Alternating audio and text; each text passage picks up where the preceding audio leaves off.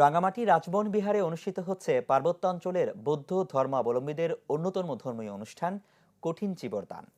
৪৯তম এই কঠিন চিবর দান উপলক্ষে রাজবন বিহারে ফিতা কেটে ও পঞ্চশীল গ্রহণের মধ্য দিয়ে শুরু হয় আনুষ্ঠানিকতা। জিয়াউল হকের রিপোর্ট।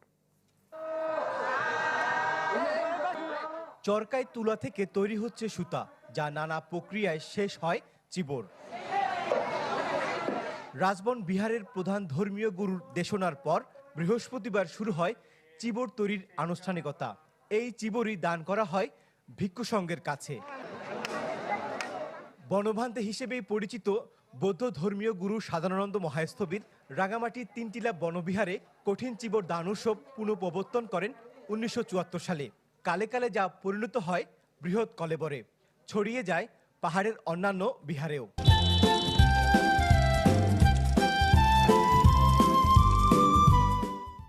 গৌতম বুদ্ধ আমলে বিশাখা, যিনি প্রধান উপাসিকা, উনি প্রবর্তন করেছেন ২৪ ঘন্টার মধ্যে তুলা থেকে সুতা কেটে রং করে চিবর বুনে তারপর সেলাই করে ভান্তেদেরকে দান করে। ভিক্ষুদের বর্ষাবসের পরে যে চিবর দানটা আমরা করি, এই চিবর দান করতে গেলে আমাদের অনেক বড় পুণ্য এখানে আমরা লাভ করি। এটি এখন পাহাড়ের অন্যতম বড় ধর্মীয় আয়োজন। তাই উৎসবকে ঘিরে রাজবন বিহার এলাকায় বসেছে মেলা, যেখানে বিভিন্ন পণ্যের পাশাপাশি পাওয়া যাচ্ছে পাহাড়ের ঐতিহ্যবাহী পোশাক ও পিঠাপুলি সহ নানা পসরা। এই মেলার মাধ্যমে কিন্তু আমরা আসলে অনেক কিছুই পাই, দেখতে পারি। আমার ভালো লাগলে নিব, আশা করি। চলো, আমি মারমা পিঠাটা কিনলাম, খুব মজা হয়েছে, তো বাসার জন্য নিয়ে যাবো। আরো সবগুলো আমাদের নিজস্ব বুনন করা, আমাদের সবগুলো হ্যান্ডমেড আর কি, কোমরঠাট বুননের জিনিসপত্র সবগুলো নিয়ে আসছি আমি। রাজবন বিহারে কঠিন চিবর দান উৎসবে শুধু দেশীয় নয়, বিদেশি পুণ্যার্থীরও সমাগম ঘটেছে। ফলে এটি পরিণত হয় মিলন মেলায়।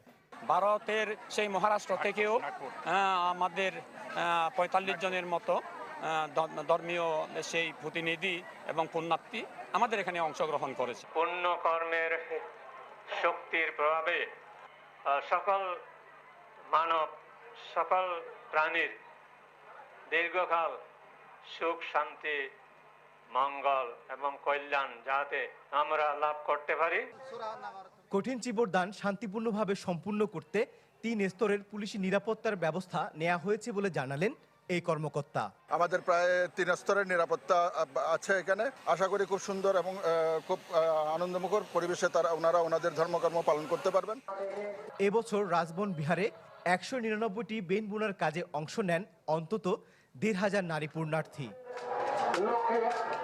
জিয়াউল হক, চ্যানেল 24, রাঙামাটি।